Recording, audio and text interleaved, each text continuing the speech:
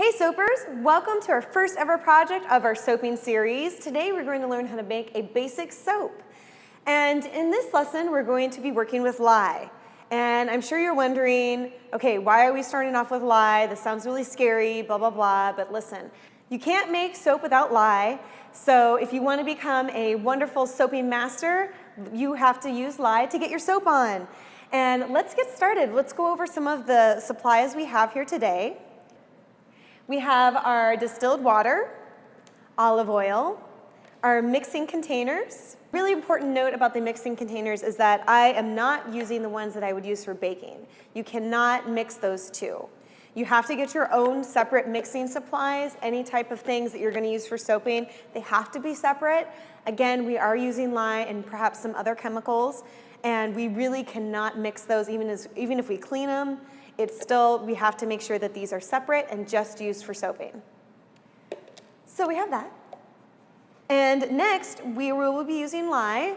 And it's really important to know that in case lye gets on your hands, which of course we will have safety precautions for this, but if somehow it does get on your skin, you want to pour vinegar on a lye burn. And why do you have to do that? Because this is actually better for the pH balance. So make sure that you always pour vinegar and then water over your burn if you do happen to get a lye burn.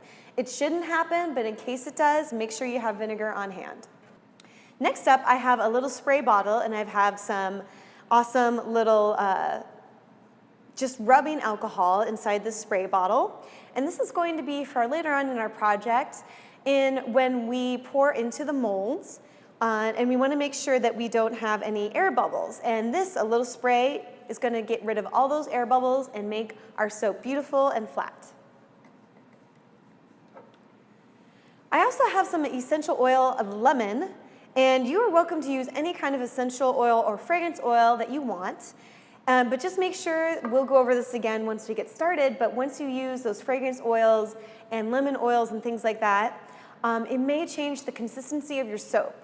So make sure to add a little bit of drops at a time before you really start to get going here, because your soap could seize or it could get totally out of trace and you have to restart over. And so just make sure that experimenting with different oils and fragrance oils will definitely change the texture of your soap. And now we have our lye. I really don't want you guys to be scared of this lye. We are going to do it in a very safe way. But I do want to make sure that you guys know that when you do mix lye, make sure you do it outside, preferably, because the fumes itself are really going to be harmful to you and anyone around you. Do not do this with your pets around, your kids around, anything like that. Make sure you wear a face mask, some safety goggles, and have on your safety gloves at all times when we're working with lye. Also, make sure when you are picking up lye that it's 100% lye, nothing else added to this. I got mine online. It was really easy and simple, and also way cheaper I could find in any hardware store around. So finding lye online was probably the best choice for you. Next up, I have my mixing bowl and a spatula mixer. Again, these are just for soaping. They're not for baking. But you can go ahead and store these maybe in a box that says soaping on top or something like that, so no one else in your family will get this confused with baking supplies or anything like that. Just make sure to keep them separate. I also have a scale, and this is going to help us count the ounces of what we will be measuring for our little recipe.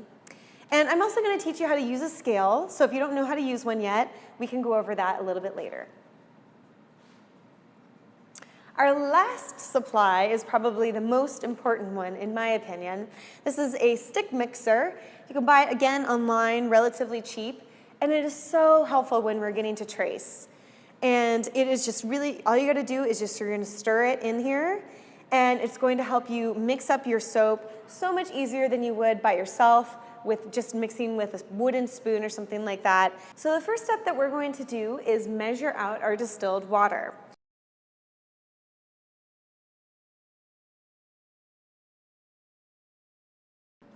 So I'm going to go ahead and again set this aside along with our distilled water. I did put my distilled water in a larger mixing bowl. We're going to add the lye to this container. So we need a little bit of room to stir and things like that, so we're gonna use a bigger mixing cup. For our lye, we will need 3.14 ounces. And like I said, before we get started, make sure that you have your gloves on. I'm gonna put them on right now. And your safety goggles, and of course, your safety mask. Let's do this. I'm lye ready. Another tip I wanted to add before we start mixing our lye is to make sure that you're not leaning over your lye when you're pouring it in. This sends the fumes right up into your face. So I like to do this when I pour my lye. I can still measure and see exactly the amount that I need, and my face is not directly over. This is a safer way to pour your lye. Yeah. Hey guys, we're outside because safety first. When we're out here, we are going to pour our lye. It's going to be safer for everyone involved. And you know, the fumes and everything like that, we want to make sure that everyone's safe. So we went out to the roof today to enjoy the view and pour some lye. Now we have the 3.14 ounces of lye, and we are going to add it to our distilled water and put it in a glass jar. And remember, do what you order, add lye to water.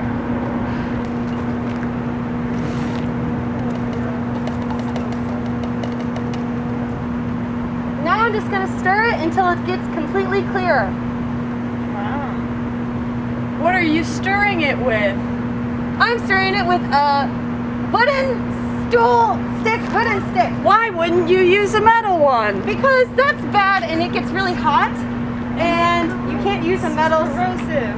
Yeah. All right guys, welcome back from our little adventure outside.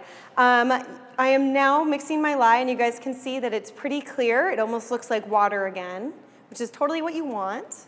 And it took me about a minute or two to mix that all up together. And also, I'm still wearing my gloves because this jar is hot. It shouldn't be burning you, but it is definitely warm, and that's part of the chemical reaction that's totally normal. So don't worry about that. But I am going to keep it on just to make sure that my fingers don't get too hot, and you know, heavens forbid, if it gets too hot, I may drop the jar and spilling, and yeah, we don't want any of that stuff. So I'm still stirring it slightly, but it's pretty much ready to go. And I'm going to add this to our olive oil.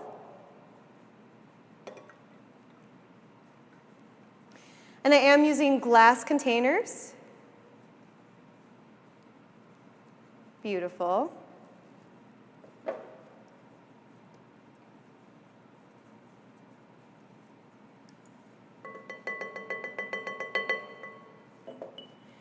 This is where our friend, the stick mixer, comes on in.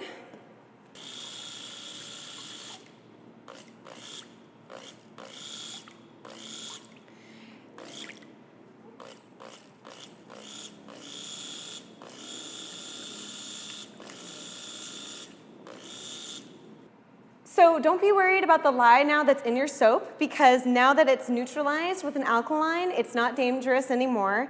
And also we're going to cure it for 6 weeks to make sure that the base level is totally neutral. So don't worry about lye in your soap. I know there's a lot of questions about that.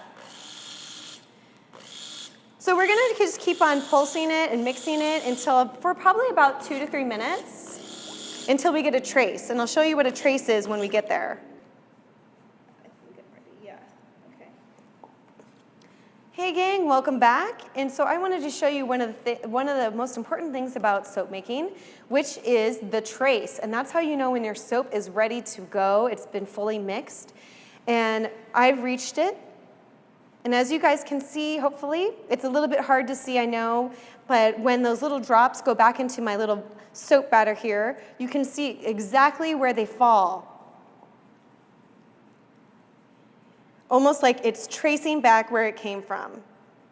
And that's trace. That's what that means. And that's how you know that your soap is ready to go, when you see an indentation of your drip marks. This means our soap is ready to go, but I want to add some fragrance and smelly magic into our soap. I'm using essential oil lemon, and I'm just going to add a little bit at a time, probably like 10 drops or so.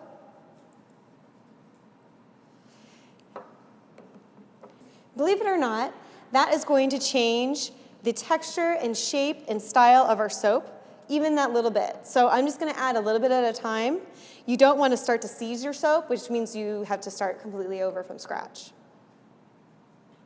Remember, if you're working with another fragrance or another essential oil, make sure that you know that your recipe may be a little bit different than mine. You may have to add way less amount of drops or much more. And it really just depends on the formula of what you're using, and you really don't know that until you experiment and play around. So if your soap does happen to seize or do something weird, don't get frustrated. Just know that next time, adjust your recipe and write everything down so you know what to do or what not to do next time. One thing I will report is that my soap is very thick now. I feel like it's a lot more heavy when we added the lemon oil. It smells pretty fragrant.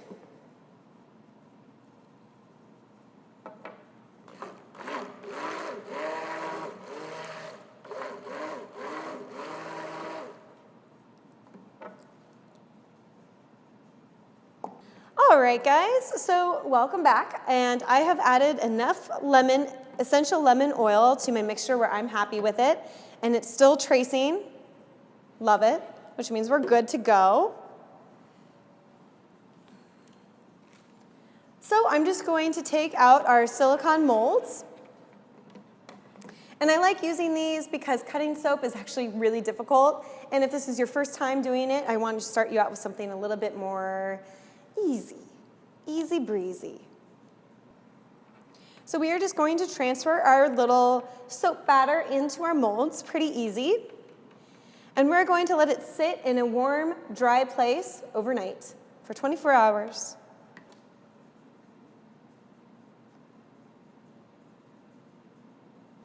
So, like I said, I'm just going to pour our lovely little soaps into our perfect molds.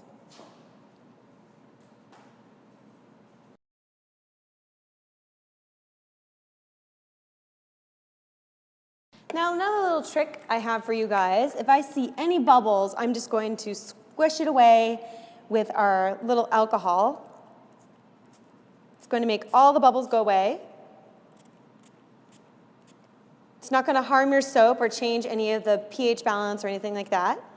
It's just to get rid of your bubbles and make it more aesthetically pleasing.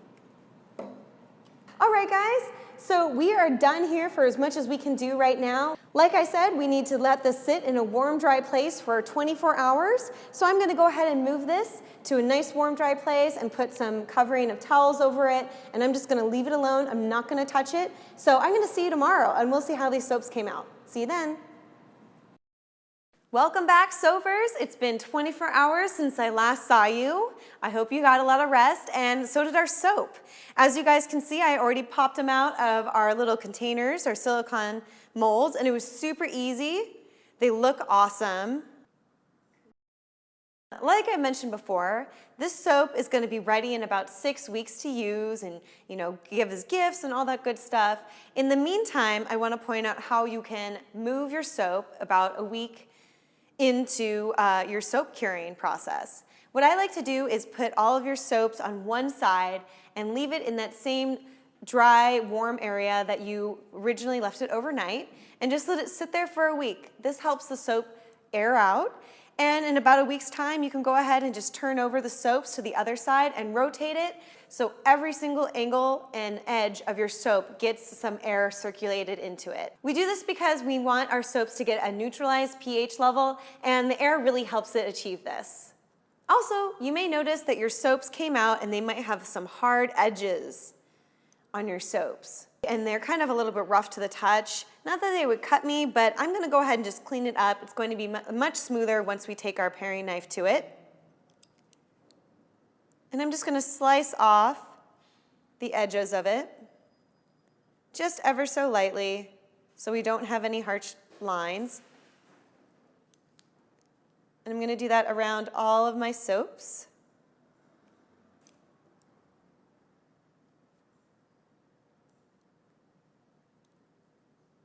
This also helps with any imperfections you may have when taking it out of the silicone molds.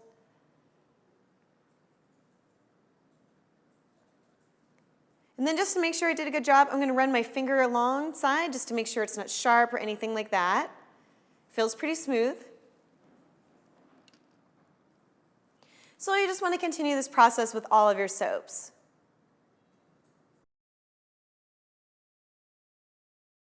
You also may notice that I'm totally handling these soaps with my hands. I'm not using any gloves or anything like that. At this stage, you don't have to be worried about any of the lye that we mixed up. It's totally been neutralized once it was actually mixed in with the olive oil. So these are completely harmless. The only reason we're waiting for these to cure is because the soap itself is going to make your body even cleaner and more sparkling and beautiful once the pH balance totally neutralized and set. And that does take time. Over the next 6 weeks, you may notice that your soap may change week to week, aka you may go through gel phasing or other types of things we talked about in our earlier little videos.